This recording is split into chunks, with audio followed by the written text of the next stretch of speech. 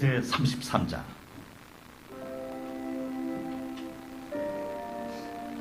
모세와 아론의 인도로 대오를 갖추어 애굽을 떠난 이스라엘 자손들의 노정은 이러하니라. 모세가 여호와의 명령대로 그 노정을 따라 그들이 행진한 것을 기록하였으니 그들이 행진한 대로의 노정은 이러하니라. 그들이 첫째 달 15째 날에 라암셋을 떠났으니 곧 유월절 다음 날이라. 이스라엘 자손이 애굽 모든 사람의 목전에서 큰 권능으로 나왔으니 애굽인은 여호와께서 그들 중에 치신 그 모든 장자를 장사하는 때라. 여호와께서 그들의 신들에게도 벌을 주셨더라.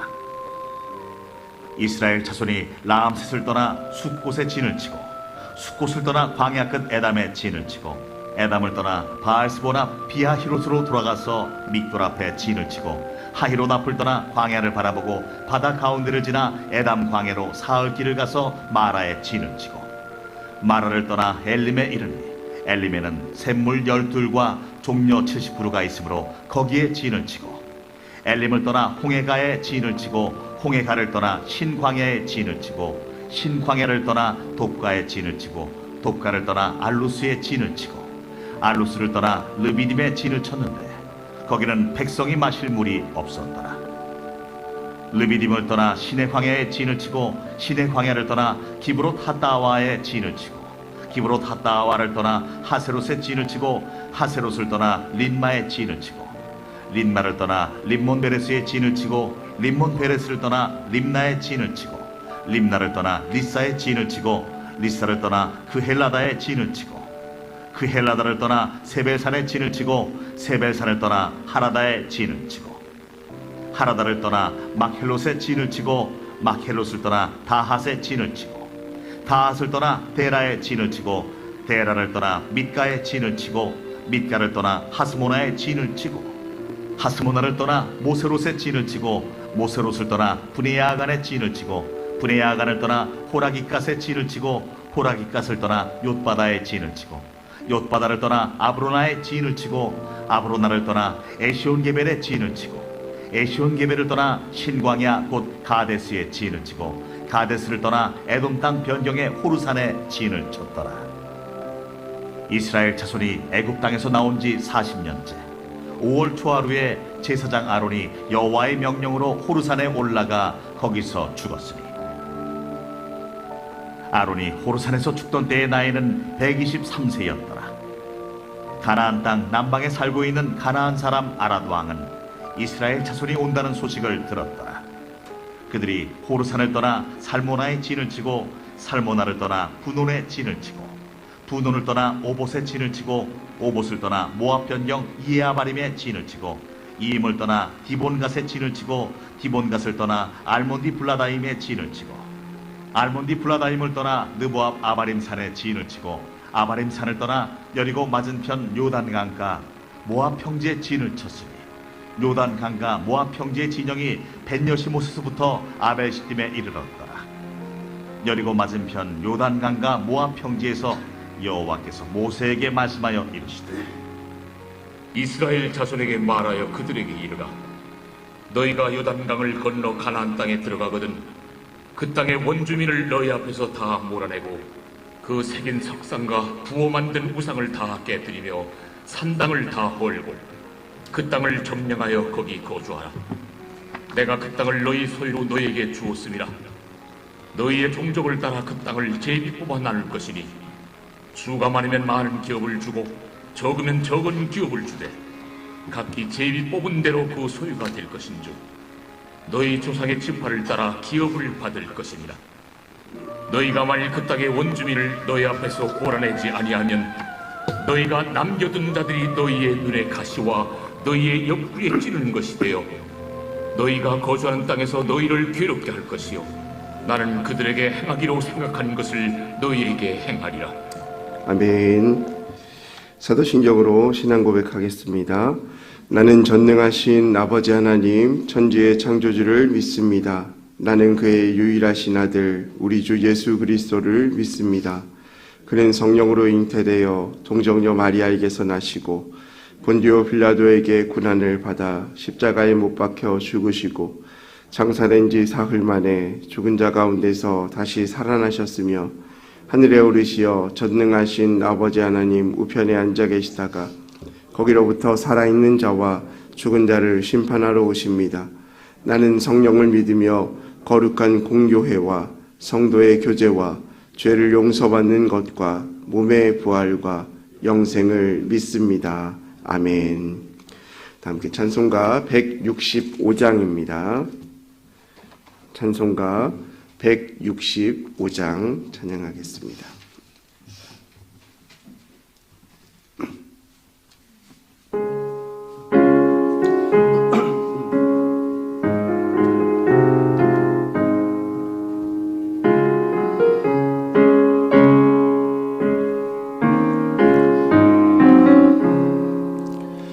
주님께 영광 다시 사신 주 사망 권세 모두 이기시었네. 흰 옷 입은 천사 돌을 옮겼고 누우셨던 곳은 비어 있었네.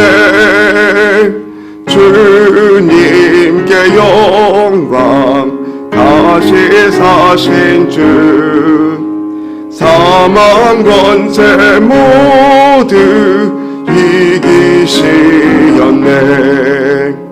부활의 주님 나타나시사 두려움과 의심 물리치셨네.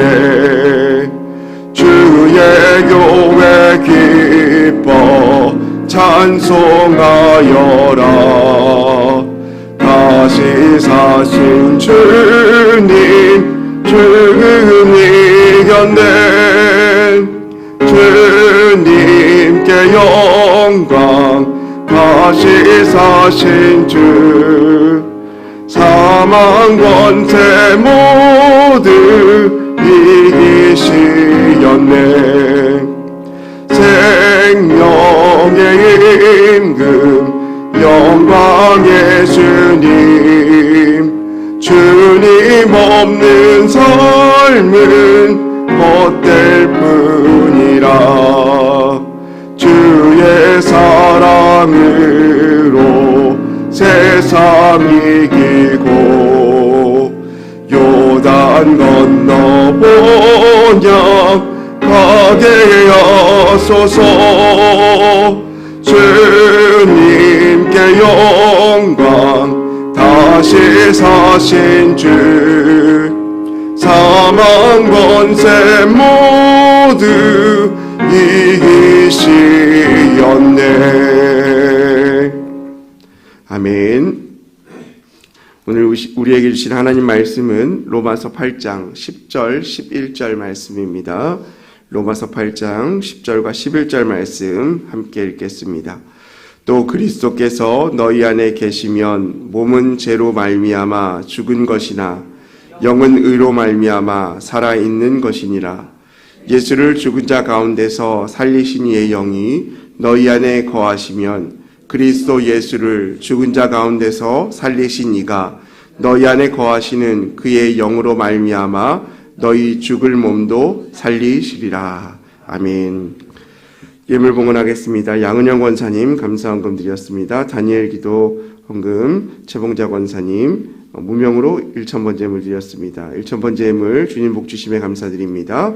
황희돈 집사님 무명으로 또 드렸습니다. 1,000번 제물 유예린, 김혜자, 유영선, 유준경, 김준우, 김준성, 오선경, 김유신, 장진혁, 장규식, 김정옥, 장신용, 김서율, 박예니, 김봉재 성도님 예물 드렸습니다. 기도하겠습니다. 사랑과 은혜가 풍성하신 하나님 감사합니다. 오늘도 우리에게 귀한 하루를 허락하시고 생명의 주관자 되신 주님 앞에 나와 하루의 첫 시간을 예배함으로 나아가게 하시니 감사를 드립니다. 우리의 삶의 모든 것이 하나님의 은혜가 아니고서는 설명할 수 없음을 믿음으로 고백하오니 주님 이 시간 은혜를 내려주시고 우리와 함께하여 주옵소서. 특별히 기도의 제목을 담아 하나님 앞에 예물을 올려드린 손길들이 있습니다. 예물을 기뻐 받아주시고 그 적힌 기도 제목들마다 하나님의 은혜가 넘쳐나게 하여 주옵소서. 또한 이 아침에 주님 앞에 나오며 간절한 마음을 담아 믿음으로 주 앞에 나온 성도님들 한 분 한 분의 삶들을 만지시고 기억하셔서 삶 속에서 하나님 은혜를 경험케 하여 주옵소서. 특별히 지금 당해온 수련회 가운데 있습니다. 돌아오는 시간까지 안전으로 지켜주시고 은혜의 시간 될 수 있도록 인도하여 주시고 교회와 가정을 지켜 주옵소서. 또한 이 시간 말씀 듣습니다. 우리에게 말씀하여 주시고 깨닫게 하여 주시고 하나님 의지하며 감사하는 시간 되게 하여 주옵소서. 예수님의 이름으로 기도합니다. 아멘.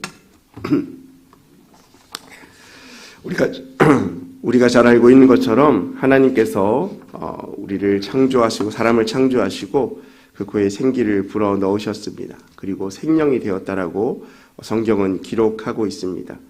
하지만 우리가 또 알고 있는 것처럼 인간의 죄로 인하여서 사람은 영적으로 죽은 자가 되었고 육신은 그때를 알 수 없지만 죽음에 이르게 되었습니다.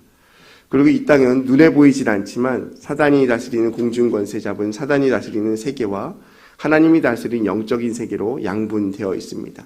하지만 이 모든 것은 우리의 눈으로 보여지지 않습니다. 우리가 말씀을 신뢰하고 그 말씀을 믿는 믿음으로만 보여지는 영적인 세계인 것입니다.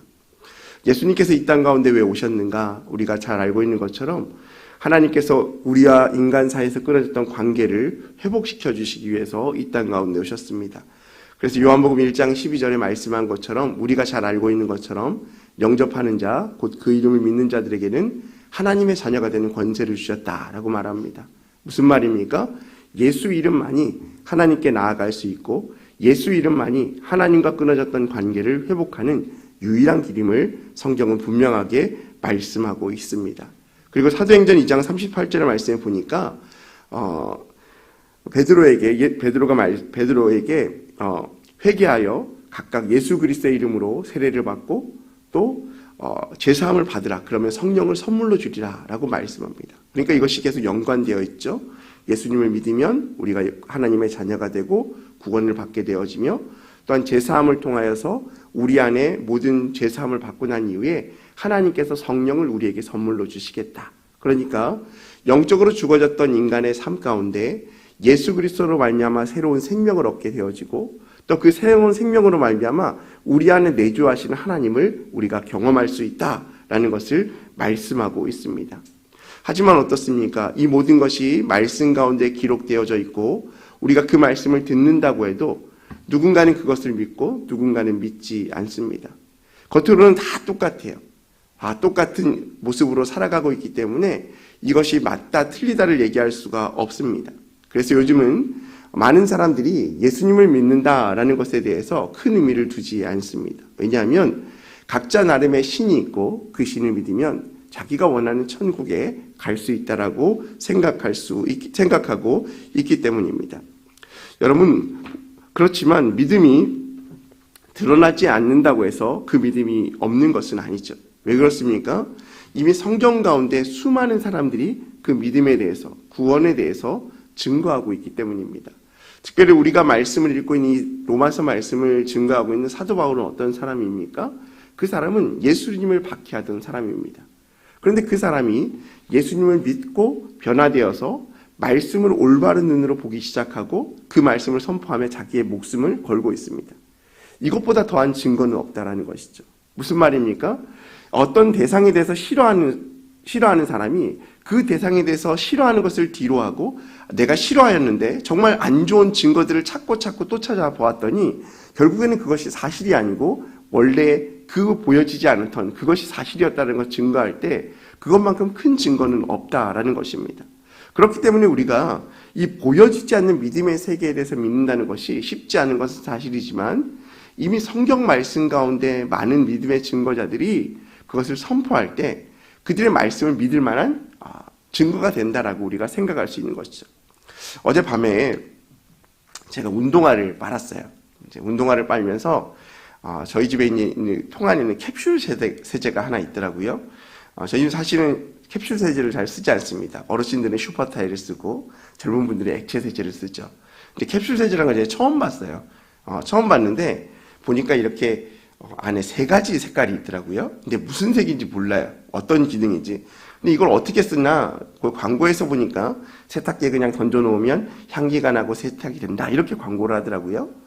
그래서 운동화를 빨면서 이거를 그냥 뭐라고 하죠? 세수대야에 운동화를 빠는 그 통에 던져놓으면 풀리는 줄 알았어요. 근데 안 녹는 거예요. 아무리 변화가 없어요. 그래서 제가 가위로 잘라버렸어요. 잘라버렸더니 이제 그 안에 이제 거품이 나오고 그것도 이제 섞이면서 물론 그 겉을 싸고 있는 것이 보니까 비누였더라고요. 비누 재질이고 녹는 재질이었는데 시간이 너무 짧아서 제가 성급한 나머지 가위로도 잘라버렸더니 이제 3가지 그 세제가 섞이면서 거품이 나고 향기가 나고 세탁이 되더라고요. 그래서 신기했어요. 여러분 그냥 볼 때는 이게 어떻게 세탁이 되지? 라고 생각했는데 그것을 막상 사용하니까 이 3가지 세제가 섞여서 향기도 나고 세탁도 되고 다 되는구나라는 걸 알 수 있는 거죠. 여러분 이렇듯 세상에 많은 것도 가려져 있지만 그것을 사용해 보면 그 쓰임을 알고 있는 것처럼 믿음에 대한 부분도 우리의 눈에는 가려져 있지만 결국에는 그 믿음이 드러날 때가 있다라는 것입니다. 요즘에 세상이 참 많이 바뀌었습니다. 요즘에 길을 가다 보면 많은 반려동물과 함께하는 분들이 너무나 많으세요. 강아지를 키우는 집도 있고 고양이를 키우는 집도 있고 새나 여러 종류의 동물들을 많이 키우더라고요. 특별히 이제 눈에 많이 보이는 분들이 강아지를 키우는 분들이니까 요즘 할머니 분들도 이제 강아지를 데리고 많이 산책을 하시는데 보면 어떻습니까? 귀엽죠. 이제 무서워할 수도 있지만 귀여워요. 근데 보면 강아지를 데리고 다니는 그 반려견의 보호자들을 한번 보세요. 왜 어떻습니까? 사랑이 넘쳐요. 그래서 강아지가 이쪽으로 가져가면 그냥 따라갑니다. 가다가 길에서 소변을 넣으면 기다려줍니다. 거기다 큰 걸 보면 주머니에서 비닐봉지를 꺼내서 그 비닐로 그것을 짚습니다. 생각해봐요. 나는 우리 자녀의 큰 거를 못 집을 것 같아. 근데 강아지의 큰 거는 주머니에 비닐봉지를 집어서 그걸 싸서 어디다 넣냐면 자신의 가방에 넣어요. 그리고 그걸 버려요. 근데 이걸 보면서 처음에는 이해가 안 됐어요. 저희 집은 강아지를 안 키우기 때문에 이해가 안 됐어요. 근데 가만히 보니까 여러 사람들이 그렇게 행동하는 모습을 통해서 어떤 공통점을 발견하냐면 강아지를 정말 좋아하는구나. 이 강아지가 정말 그 가정의 반려견이구나 라는 생각들이에요. 근데 보세요. 그 강아지나 고양이를 키우는 반려견 키우는 그 행복은 누구에게 오는 것입니까? 누구를 위한 거예요? 강아지를 위해서 키우는 겁니까? 아니요. 나의 행복을 위해서 키우는 거예요. 그러니까 나의 행복을 위해서 그 강아지에 키우고 건강검진도 해주고 먹이도 주고 산책도 시켜주고 또 그런 불편한 것들을 다 치워줘요. 그러면서도 불편해하지 않아요. 왜냐하면 그것이 기쁨이 되어지고 나에게 행복을 주기 때문에 그렇죠. 근데 그걸 보면서 하나님과 저의 관계를 생각해 봤어요. 하나님이 저의 인생 가운데 어떤 분이신가? 좀 표현이 죄송합니다. 우리가 반려견이라는 의미가 아니에요. 하나님이 보실 때 우리 인생은 어떤 것인가? 똑같더라고요. 우리 마음대로 유리방황이에요. 우리 마음대로 가서 내 행동대로 해요. 그럴 때마다 하나님은 어떻게 하죠? 내버려둬요. 지켜봐요. 그리고 우리의 오물들을 치워주시고 우리를 이끌어가요. 그러면서 하나님은 어떻게 하실까요? 행복해 하세요. 그런데 하나님의 결단이 있어요. 어떨 때 그렇습니까? 강아지가 우리 반려견들이나 동물들이 어려운 길로 가거나 위험한 길로 가면 어떡하죠? 안아주세요. 그리고 제지해요. 때로는 그것을 우리가 볼 땐 불편하다고 생각하지 않아요. 저것이 강아지가 다치기 때문에 저럴 것이다 라고 우리가 생각하죠. 근데 우리가 하나님 안에 매여 있는 삶에 대해서 어떻게 생각합니까? 불편하게 생각해요. 나는 내 마음대로, 내 뜻대로 하고 싶은데 왜 내 마음대로 할 수 없을까? 내가 이것을 하고 싶으면 그것을 해줘야 되는 것이 하나님이 아닌가라는 생각들을 우리가 늘 하게 되어진다라는 거죠. 여러분 가만히 생각해 보니까 그런 생각이 드는 거예요. 내가 어쩌면 이 반려견이 강아지보다 못한 삶을 살아갈 수도 있겠구나. 하나님에 대해서 신뢰하지 못하고 하나님에 대해서 인정하지 못하고 여전히 세상 가운데 내 뜻대로 내 마음대로 살아가고 있겠구나라는 생각들을 하게 되는 거예요. 여러분 바울 사도가 로마서 가운데 계속적으로 말씀하는 것이 무엇입니까? 죄와 믿음의 싸움이에요. 그것들을 얘기했어요. 그리고 지금 로마서 8장 가운데 계속 말씀하고 있는 것은 우리 가운데 계신 그 성령으로 말미암아 하나님의 영으로 말미암아 우리 인생이 앞으로 어떻게 살아가야 하는가라는 거예요. 그러니까 이제는 그전에는 구원과 믿음으로 구원을 받았다는 우리 영적인 삶에 대해서 나왔다면 본질적인 우리의 인생 가운데 하나님의 거하는 인생이 어떤 성화의 과정을 거쳐가야 되는 것인가를 지금적으로 계속적으로 얘기하는 거예요. 겉으로 볼 때는 똑같아요. 육신의 모습을 갖고 있지만 세상에 죄를 지고 가는 사람과 하나님의 영을 우리 안에 가지고 사는 사람의 분명히 차이점이 있다는 거예요. 그 차이점이 무엇이냐? 성화의 과정을 통하여서 하나님을 닮아가고 하나님이 원하시는 삶을 살아가는 인생을 살아가야 된다는 거예요. 여러분이 키우는 반려견이 매일마다 사람을 물어요. 그리고 매일마다 내 말을 듣지 않고 집안을 많이 어지럽힌다면 그 사랑이 온전할까요? 훈련소에 보내야죠.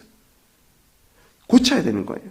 여러분, 그렇습니다. 그래서 우리가 거듭난 그리스도인이 되면 달라지는 것이 무엇이냐면 이전에 내 안에 알고 있던 죄라는 것이 죄가 아니라고 생각했던 것이 죄라는 것이 깨닫게 되어져요. 그리고 내 안에 계신 하나님의 영으로 말미암아 끊임없이 죄와 싸우게 되어진다라는 것이죠. 여러분, 그래서 오늘 10절과 11절 말씀에 그 얘기를 하는 거예요. 11절 말씀에 보니까 10절 말씀 보니까 이렇게 말해요. 그리스도께서 너희 안에 계시면 몸은 죄로 말미암아 죽은 것이나 영은 의로 말미암아 살아있는 것이라. 우리의 몸은 언젠가 죽을 수밖에 없는 몸이지만 이 죄로 말미암아 죽은 이 몸 말고 하나님이 우리 안에 거하심으로 말미암아 새롭게 하시는 하나님의 영을 우리가 발견할 수 있다. 그리고 그 영으로 말미암아 우리가 살아있는 존재가 되어진다라는 거예요. 단순히 우리 안에 계시는 성령만 거하는 것이 아니라 이 성령으로 말미암아 우리의 새로운 삶이 시작되어졌고 또 우리가 하나님의 성품에 참여하는 자가 되어진다라는 거예요. 단순히 우리가 착각하는 것은 내가 하나님만 믿으면 모든 것이 끝났다라고 생각하는 거예요. 내가 하나님을 믿었기 때문에 이전의 삶의 모든 죄는 사하여졌고 앞으로의 모든 죄의 삶도 끊어졌다라고 믿는 거예요. 그런데 중요한 고백이지만 더 한 단계 나아가야 할 것은 이 단계에서 머물러 가는 것이 아니라 하나님의 성품에 참여하여서 하나님의 뜻에 맞게 살아가는 삶을 우리가 살아가야 한다라는 거예요. 여러분, 중요한 것이 이것이죠. 그래서 로마서 6장 23절에도 우리가 잘 알고 있는 것처럼 죄의 싹은 사망이요 또 하나님의 현상은 영생이라고 말씀해요.